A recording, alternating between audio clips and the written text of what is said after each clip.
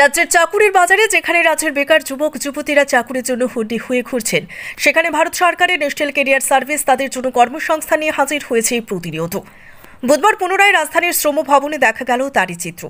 ভারত সরকারের national service প্রকল্পাধীন রাজ্যের model career সেন্টারের ব্যবস্থাপনায় অনুষ্ঠিত হল রিক্রুটমেন্ট ড্রাইভ। এই ড্রাইভে 3টি সংস্থা বাজার কলকাতার সত্য মাইক্রো ফিন্যান্স, মাধবী এসপায়ার অংশগ্রহণ করে। এই 3টি সংস্থা মিলে সর্বমোট 200টি ভ্যাকেন্সি রয়েছে।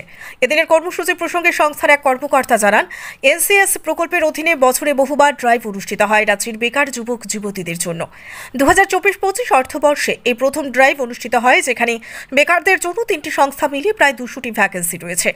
আগামী 21শে জুন আরও একটি জব ফেয়ার অনুষ্ঠিত হবে, সেখানে প্রায় 6 থেকে 7টি সংস্থা অংশগ্রহণ করবে। সুতরাং বেকারদের জন্য ভ্যাকেন্সিও থাকবে ব্যাপক, তাই বেকার যুবক যুবতীদের সেই জব ফেয়ারে অংশগ্রহণ করার আহ্বান জানানো হয়। এদিনের রিক্রুটমেন্ট ড্রাইভে বেকার যুবক যুবতীদের উপস্থিতি ছিল লক্ষণীয়। এটা এনসিএস প্রকল্পের অধীনে এটা আমাদের ডিপার্টমেন্ট থেকে রেগুলারলি এরকম রিক্রুটমেন্ট ড্রাইভ করা হয়ে থাকে, যাতে করে আমাদের রাজ্যের বেকার ছেলেমেয়েরা বিভিন্ন প্রাইভেট কোম্পানিতে চাকরি পেতে পারে। তো আমাদের 1 বছরের মধ্যে অনেকগুলোই হয় রিক্রুটমেন্ট ড্রাইভ। তো এটা এবছর অর্থাৎ 2024-25-এ প্রথম উদ্যোগ।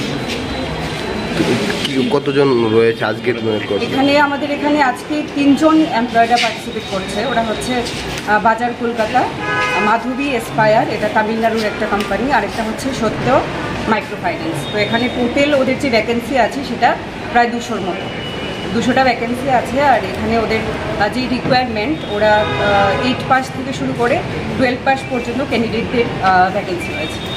টোটাল কতটা ভ্যাকেন্সি রয়েছে? 200।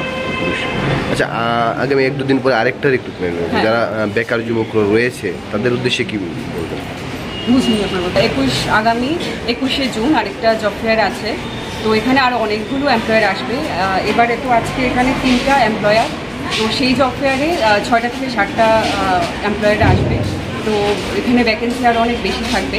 তো যারাই আছে বেকার, আমাদের রাজ্যে বেকার ছেলে মেয়েরা, তারা সেই রিক্রুটমেন্টের ড্রাইভে এসে পার্টিসিপেট করতে পারে।